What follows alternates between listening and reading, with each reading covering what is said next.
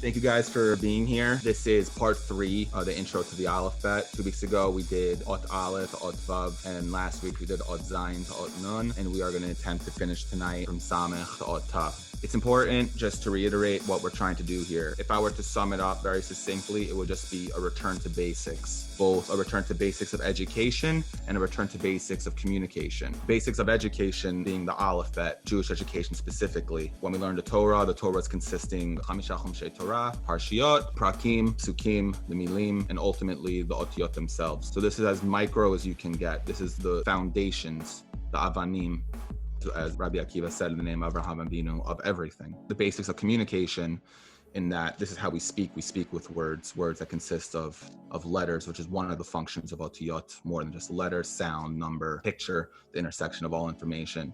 Once we rebuild this foundation, then we can get a deeper glimpse into the beauty of the Torah, hopefully provide an education that feels more intimate and something that people can connect with. We're gonna just recap Aleph through Nun, and then we're gonna get in depth, starting with Ot Samech. The kids go through the Aleph Bet as Rabbi Akiva sits with them, goes through the Aleph Bet. Aleph is learned together as one face to face. The Torah that begins with a big symbol Bet, which is numerically 2, already splitting, that teaches a person Binah, understanding the difference between Bein Dvarim, the difference between things.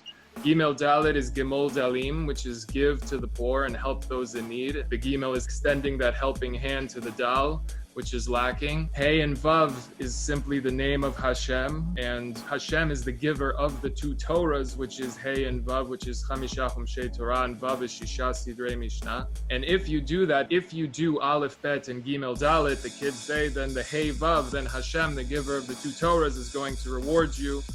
Zanotcha, the Od Zayin, Hashem will sustain you. Hashem bechenotcha, and Hashem will favor you. Tet umetiv lecha, Hashem will do good for you. Yud is Hashem gives you inheritance. Kaf is kosher lecha keter, and Hashem will tie for you a crown. Lamed is leolam haba. Mem is the ma'amar, the saying or teaching, that there's 2 mems. There's an open mem, closed mem, meaning a teaching or saying that's open, understood, a teaching or saying that's closed.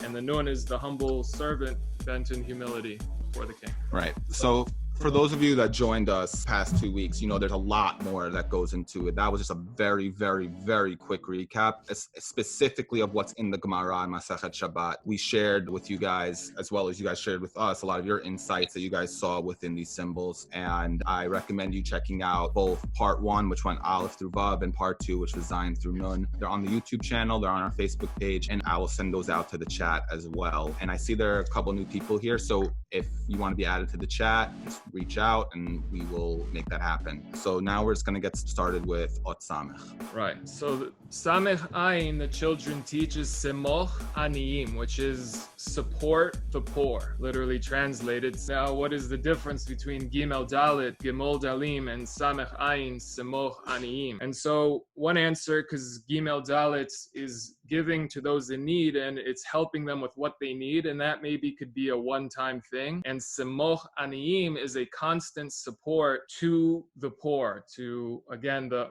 highest level, like the quote, you teach a man how to fish, you help them earn a living honestly with dignity. And that could be one aspect of the Semoch Aniyim as a difference between Gimel Dalet and Samech Ayin. And so interesting for here, in this version of the Talmud that we have in our prints, there is a secondary version or teaching to the Samech Ayin, and that is, they say Lishna Harina Lashon Acher, a different tongue, which is Simanin Aseh Batorah V'kne Ota. Simanin are signs, symbols, or mnemonics. Aseh, make. Batorah, as you're learning Torah, which is the Hey and the Vav, which is why, I just highlighted in Ktav HaShurit there. V'kne Ota, and then you will acquire her. Okay, so the Gra teaches that the Ayin, the Ani, is really the baby who was in the womb, who was a master of the whole Torah, as the sages transmit, who had that lantern over his head and could see from one end of the universe to the next. And when the baby's born, that famous teaching that the angel strikes the child on the lip, and or whatever it is, and the baby forgets everything. And so we become aniyim, we become poor from the words of Torah. And so what is the way to support the poor, us who now lost everything, is simanin aseh. Make these mnemonics and tricks as you're learning Torah, and then you will acquire the entire Torah. And so to connect it visually to the symbol ayin, that the symbol ayin resembles the brain, which is the two hemispheres of the brain, which is also seen as zachar and nekeva, masculine, feminine, the right chokhmah and binah, and basically the brain stem that then unites them. So the ayin is like the brain. Samech is support, which could be seen as perhaps a bed or some kind of trampoline to support the poor in case anything. Yeah. Right. So just to, again, for the people that are new here, there are many ways that we can break down the symbols of Tav Shuri. As you see, these Aleph Bet are as they look like in the Torah scroll, not in a Siddur that you're just going to read, but the actual Torah scroll that has all the laws that takes a year to create and even longer to master the art of. One of those ways are breaking down the pictures themselves, the physical form, the shape of those pictures is one way. Another way is the sound. Another way is the number. And another way is the meaning of the letter itself. So the symbol itself. So for Samech, for Somech, it literally means to support. Somech hanoflim. The Samech is for support. It's completely surrounded. So that these are little anecdotes we can take. These are many different ways in which we can learn about these symbols. And Jacob mentioned about how the ayin symbolizes both sides of the brain, that it's a zachar nekeva. And if you look at the ayin, Jacob would put your scroll on the otiyot, you can see that on the right side it's a nun, and on the left side it's the zayin. So there's a way that you can use these ways of breaking down the Aleph Bet to learn deeper truths within them. Right. And Samech, just to delve slightly deeper into it, Samech, as Rab Zamir Kornstetter teaches, is also in the symbol, or resembles a shield, resembles a fortress that surrounds and protects. And basically, the Targum in Shir HaShirim, the meaning of the cryptic words of Shir HaShirim reveals that the Kohanim bless Am Yisrael with the Birkat Kohanim, which is comprised of 60 otiyot. And these are the 60 Giborim. These are the 60 mighty warriors that surround and protect Am Yisrael. And that's also seen in the Samech, which is 60, all about protection, Shmirah. And again, to protect the mind. And there's many lessons. But we're trying in this lesson to stick with the basics of what the kids are saying in the Talmud, as well as a preview of things to come. And also that the language of simanin, which are these tricks and mnemonics, obviously the best tricks and mnemonics are the Aleph Bet themselves. That once we acquire all the Aleph Bet, we now have to use them throughout the Torah. We have to look where they're hiding throughout the Torah. Any numbers are automatically linked back to the Aleph Bet, which are numbers themselves. Any pictures, there's a reason why words have those specific otiyot in that word. And these are the symbols and mnemonics. And also simanin, mnemonics, is, as we say in the Haggadah, that Rabbi Yehuda hayanoten bahen simanim, that Rabbi Yehuda used to give them a siman, meaning that it's up to us to make the mnemonic and trick that works for us. And if it works for us, even if it doesn't make any sense to anybody else, it's a completely valid siman. And also siman is like when you're on a trail and you make a mark in the dead wood, in the tree itself, so that you know that you're there. You don't even have to remember. It's just when you see it, you'll now remember. And that's basically, you have to pause at certain words and try to say, how can I come up with a mnemonic or trick to remember this word forever? And an easy example in Tanakh maybe would be Shlomo's righteous son, Rechavam, and the wicked one, Yiravam. Usually these names are confused, but Shlomo's son has the word Rachav in it, which is wide and good for a kingdom. But Yiravam has Yirav, which means literally will fight. And he caused this split, in Am Yisrael. And so you make the mnemonic in the name itself. You know, Rachav is good. And so as just one example of that. So Jacob mentioned that we're dealing with what the children themselves speak about in the Talmud. And we are as well going to give things that are there. Like, for instance, like ayin is literally the source of the word eye, right? And the symbol ayin is an eye. If you flip it horizontally, rather than vertically, and you connect them together, right? That's what it is right there. As well as ayin is to contemplate. And a lot of this idea that seeing is believing, that seeing is knowledge. Like when you see something, you know it. That's what the ayin is, da'at, with an ayin. And specifically, Jacob said, it's not with an aleph, it's with an ayin. There's a reason for everything. There's an intention to everything, especially when you're dealing with God's script. There's no coincidences whatsoever. Even more so, the word amok, depth, that there's an immense depth to all of this. Things that are on the surface, but even further into it, you can learn even more things the more you break things down. And that's just the symbol ayin on its own. Yeah, amok, I mean, just to be extra open up or just explicit, I don't to say that word, but basically the ayin drops below the line and it begins the word amok, which also has a kuf, the other symbol that drops completely way below the line. And so again, just an example that there's a reason why a word would begin and contain these specific symbols as opposed to other symbols, as you were saying that. Right. And getting back to this whole idea of what we were talking about in the intro, that this is returning to the basics of communication and the basis of education. But this is an example of communication, that the words we use, that's our godly power that we have that separates us from the animals. And there's a meaning to everything. It's not a coincidence, especially when we're dealing with Hebrew, there are no synonyms in Lashon HaKodesh. There's a reason certain words are used and certain words aren't used.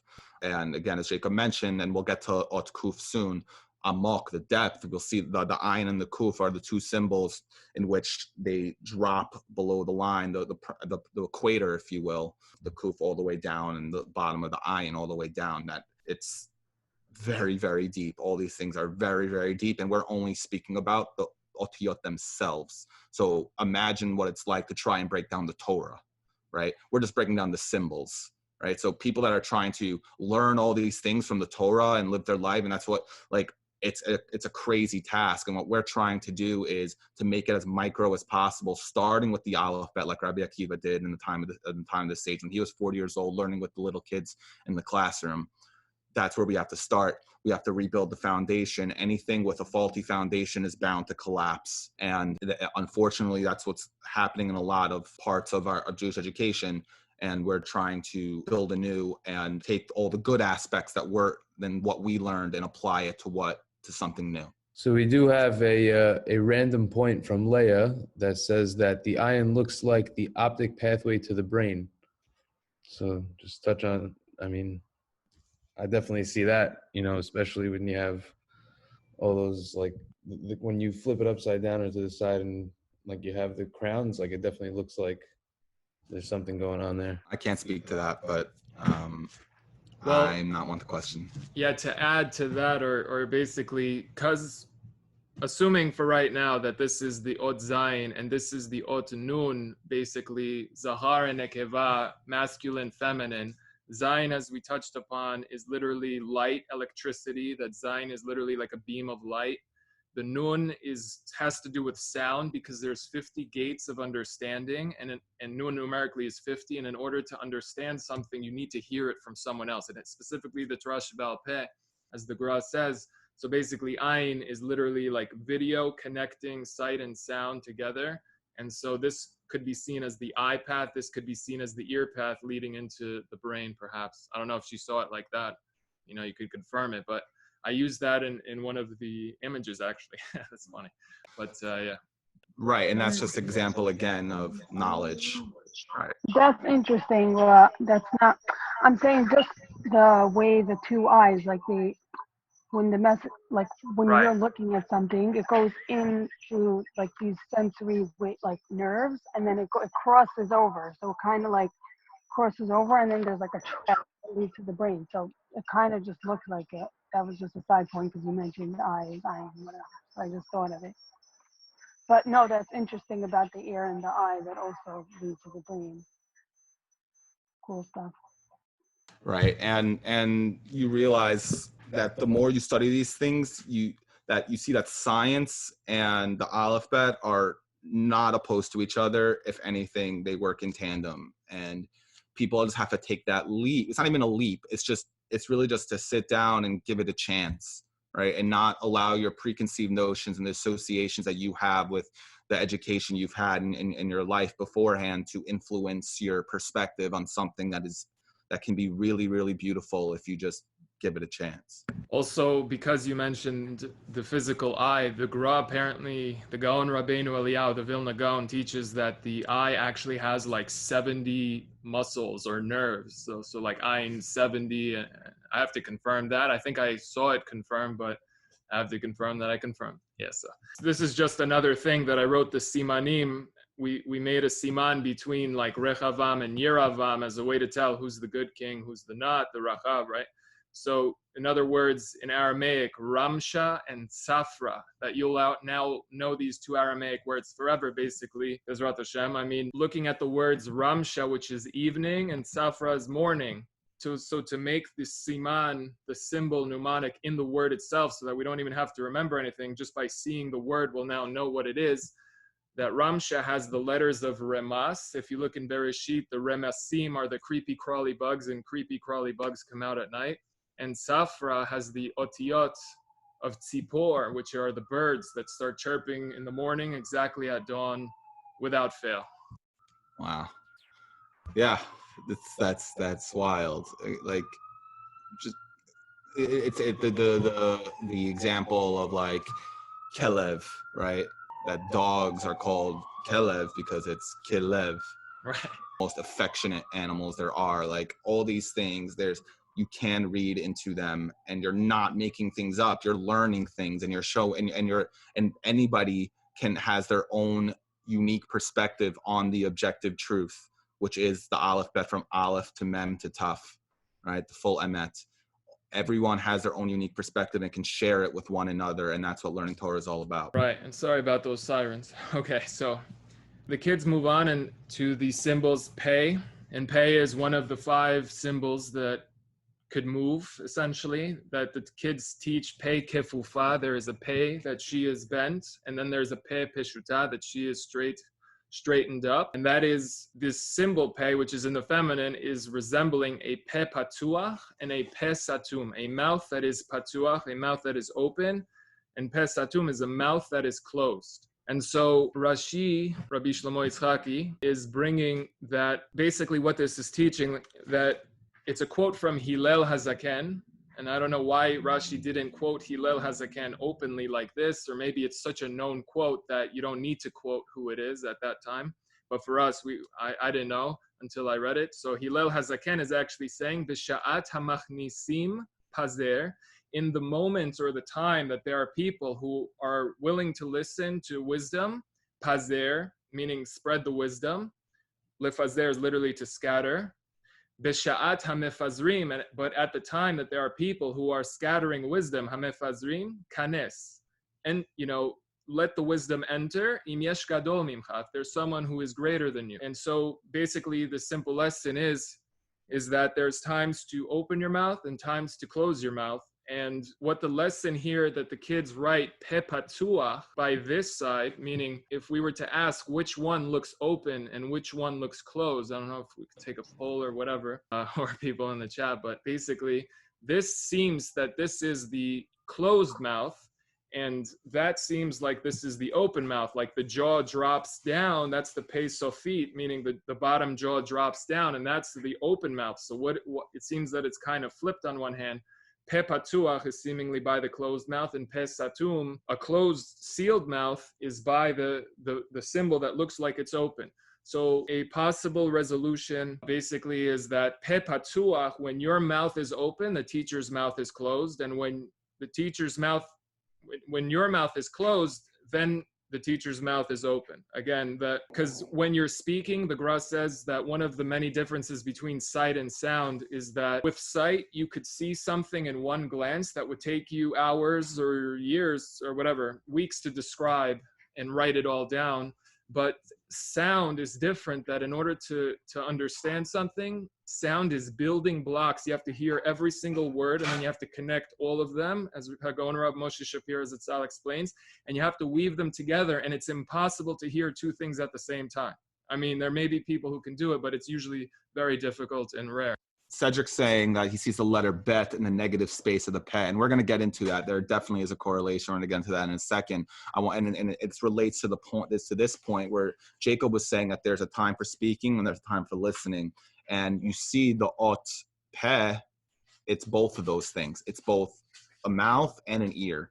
Physically, you look at it, it looks like an ear, right? And then the peh literally means mouth. Right, and then this lines up with Cedric's point about the bet, right? The bet inside the peh, right? It's two rows. Duality. Yeah, well, that too, but it's also two rows of white interconnected. What is that? Those are our teeth, right? Two rows of white interconnected inside the mouth. That's the peh.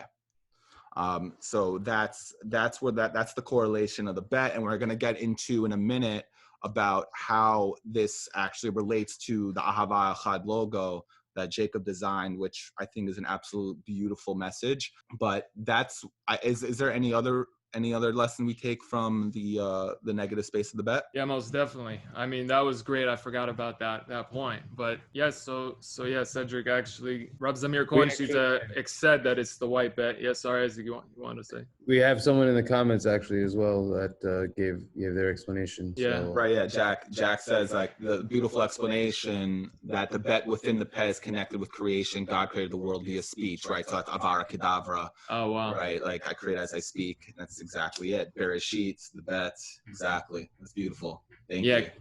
Cryptically, I did hear that from this Kabbalistic book, The Hebrew Letters, Channels of Creative Consciousness by Rabbi Trugman and Rabbi Yitzchak Ginsburg. And over there, the rabbi said that the bet of Bereshit is essentially surrounded by an invisible white peh, because the bet is inside the peh. And essentially around every shape of the bet is an invisible peh. And this is sort of God's invisible mouth speaking creation into existence, as you said, which is I haven't thought about that since you said it, so that's crazy. Basically, yeah.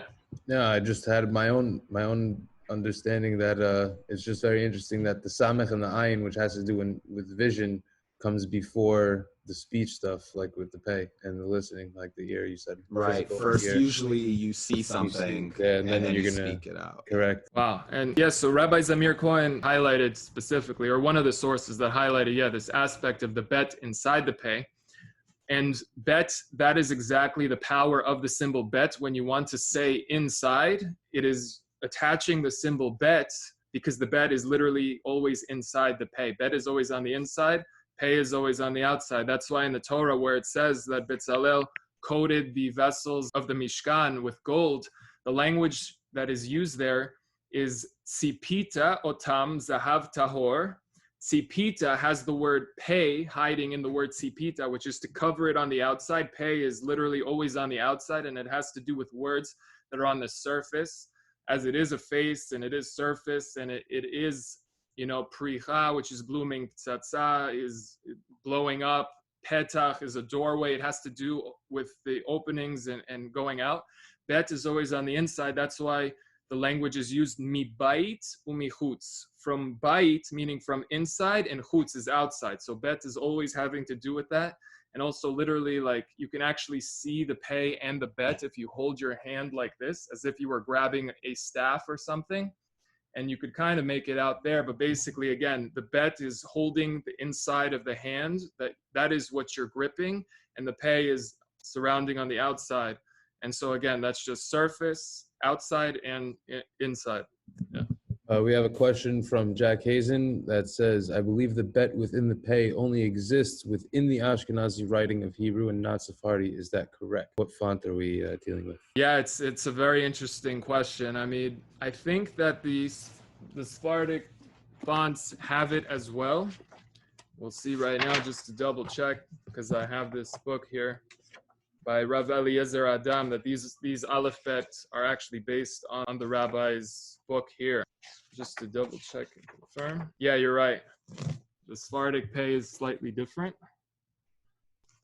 But I guess that's why we all need each other, because I'm sure that there are apparently secrets within all the different versions of the Ketav Ashurit that we have. Personally, I found that the Ashkenaz Beit Yosef script that we have here, and that's been perfected via Rav Eliezer Adam, the founder of Mechon Melechet Shamayim. Basically, has all of the teachings that encompass the Aleph Bet, but that's why we need everybody, because I'm sure there may be secrets in this Sephardic script that could be revealed, and we all could, it's important to examine each script and see the lessons. Yeah.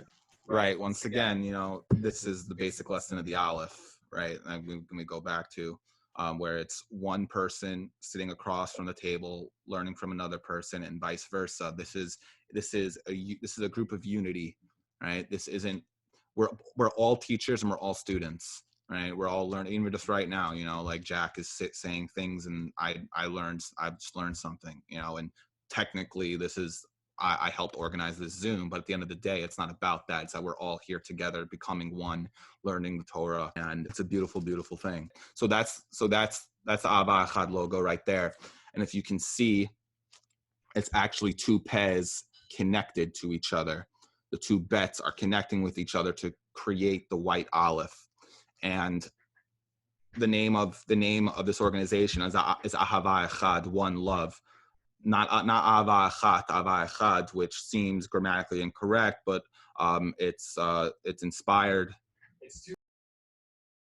Basically, Ahava and Echad, not conjugating, because it would be Ahava Echat. If you were describing literally a one love, it's a feminine word, so it would be Ahava Echat. But because we're simply bringing what Rabbi Ari Kaplan Zatzal brings in Jewish meditation, that the fact that Ahava and Echad, each one on the surface equal 13, and together these words that equal 13 add up to 26, which is an allusion to Hashem, yeah.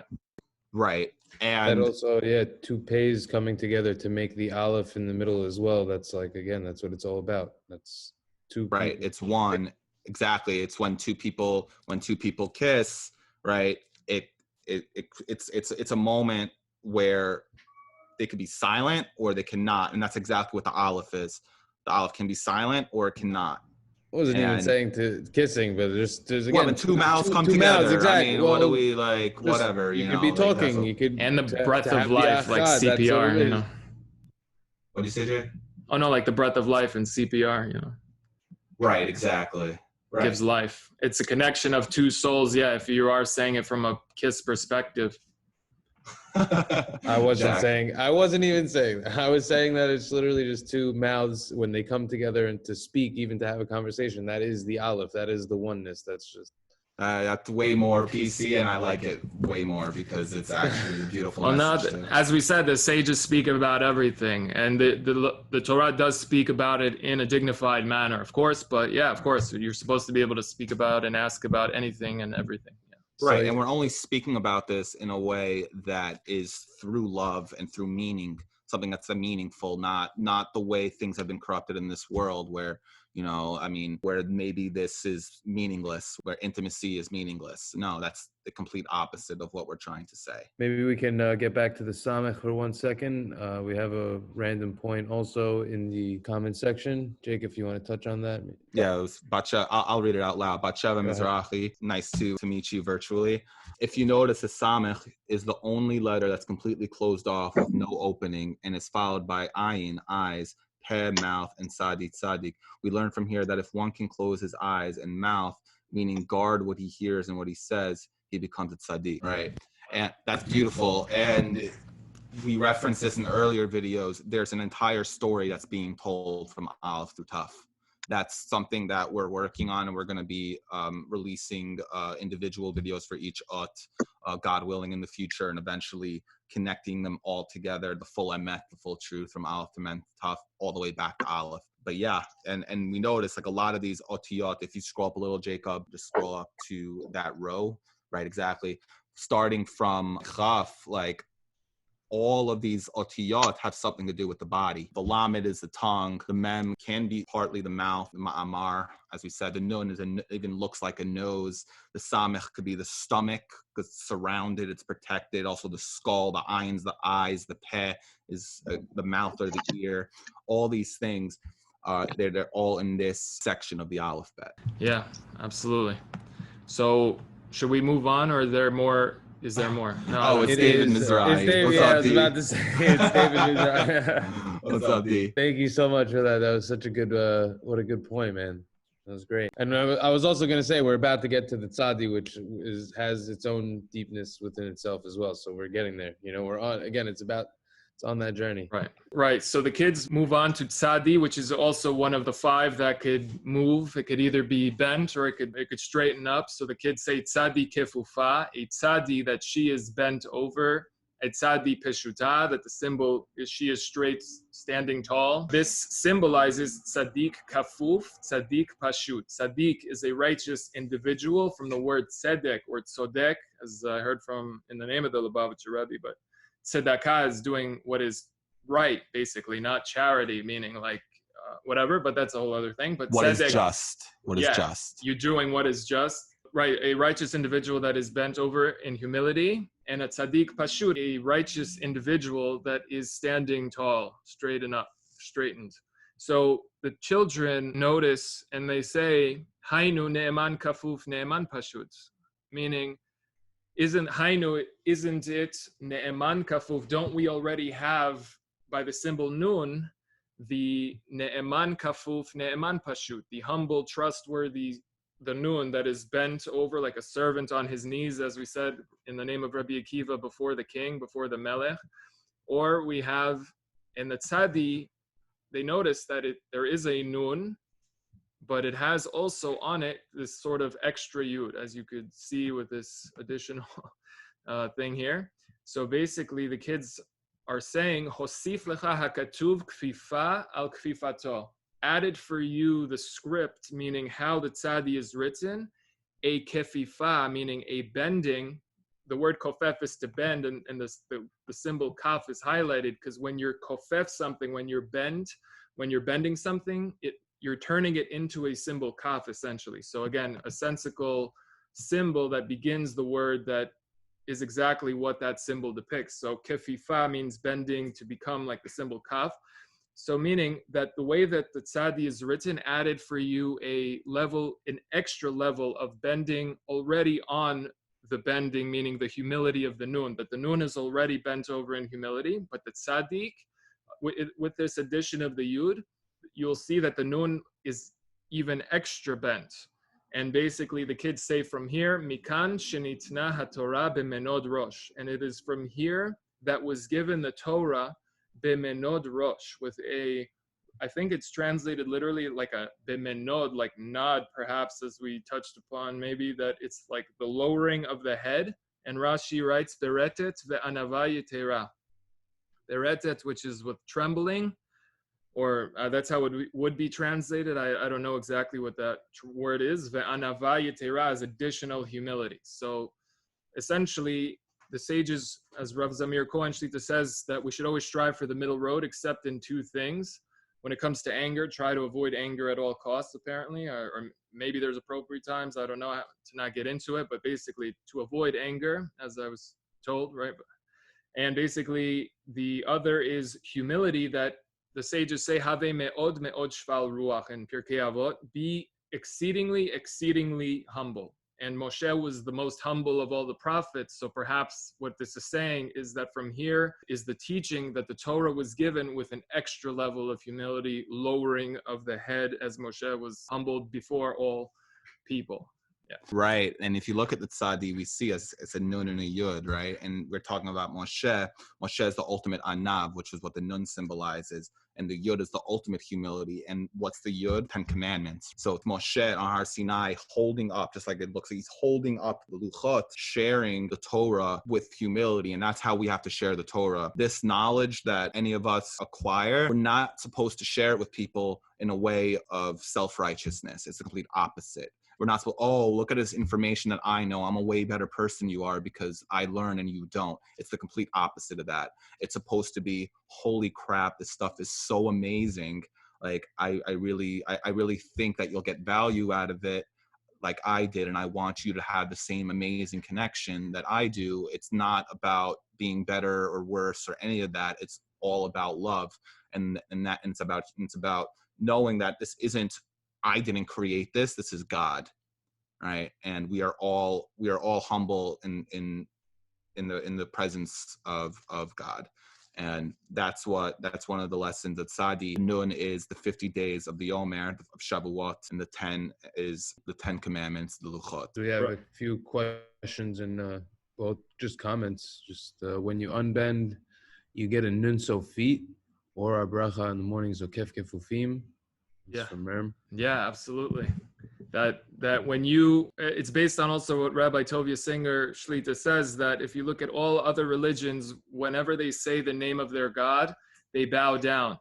When you look at Am Yisrael and the Amidah, whenever you bend down and whenever you say God's name, that's exactly when you straighten up, because Hashem Zokef Kefufim, as I heard. Sources. Then we have also great, Stephen. We have from Eliza as well. It says both yuds equal Hashem. Both yud equal Hashem. I'm not sure. Both yuds equal Hashem. Well, I think. Oh, the two yuds may be in the prayer, because usually in the Siddur it's abbreviated as two yuds, and some say that the first yud is Hashem's four-symbol name. Hashem is with you when you're a tzaddik. Yud and then hey and then vav and then hey, and then the other yud is the end of the Aleph Dalet Nun Yud, meaning like Hashem, and we read it Adokai, Aleph Dalet Nun Yud. So that last yud of Adokai is like Hashem, from the first yud of Hashem till the last yud. So some say that's why Hashem's name sometimes is abbreviated with two yuds. I think that's what that is. If we could confirm that. I can't see the chat. Yeah, we'll have to. I mean, Elisa, if you'd like to speak. Yeah, I was just saying that maybe when you're a tzaddik, Hashem's with you no matter what. Like, it's attached to the rest of the letter. So even if you're like down, or even if you're standing up straight, he'll be with you at every time. That the yud is symbolizing God's presence on you, the divine presence that's connected to you now. I guess it's kind of like when you're bent, and then he's also. Absolutely, that's beautiful. And what we learned last week, when I don't know where the source is in the Talmud, where it says the next world was created first with Ot Yud, and then this world is created with Ot Hey, and this world is created with Ot Hey, and that's the first two letters of God's name. It's where the Rastas get Jah from. That's where it all sources. Everything comes back to the Aleph Bet, to the Torah, right?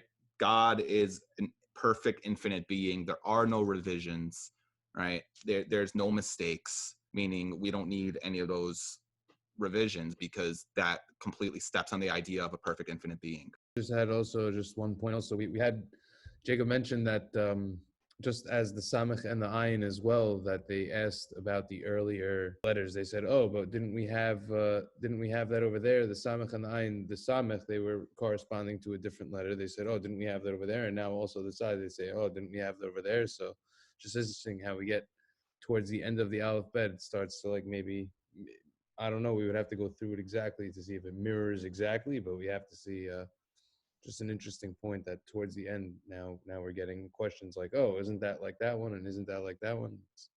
I don't know, maybe there's something there. That was a great point. I was going to actually say, I think you're right, because it really does seem to mirror, and that's the whole Atbash section, which is getting closer to the end of the Aleph Bet, assuming that the whole Aleph Bet is in the circle, is coming closer to the end, is really also inching to the beginning, that the Tav touches the Aleph essentially in a way with that perspective. Yeah, and we'll see that when we get to the Taf, about what the Taf symbolizes, how it's just so deliberate, how we see it connects right back to the Aleph. Right, and just final form on the Tzadi, as we said, the Nun is a person on his knees, and famously that Moshe lifted his hands in prayer, and it's specifically apparently to pray with the palms up like this, which is when you're praying to God that you say that you're lowly and you have nothing essentially. And that's lifting the hands to God and trusting that in addition to your prayer, of course, going out, God will send the right people to you and help you out in everything that you need. And so the Tzadi could be, again, a person, Moshe specifically, on his knees with his hands up, praying to God, an extra level of humility. Not only do you realize that, again, we're all the same, we're all one family, but also then to reach out to God and say the words of the tefillah and really understand what we're saying. And that's also an extra level of humility, perhaps. Stephen pointed out also in the chat that in Ashrei that the Tzadi is linked to Tzaddik. So right there, it's obvious, you know. Another link, absolutely. Yeah, that's another thing, that once we learn the Aleph bet, and then we have to go into Tehillim and go into seeing where David HaMelech compiles Tehillim, and specifically the Tehillim that go according to the Aleph bet. David HaMelech is now teaching us things about each symbol, and we could delve in depth with the symbols and using the Aleph bet, what we know and everything like that. So that's another great point.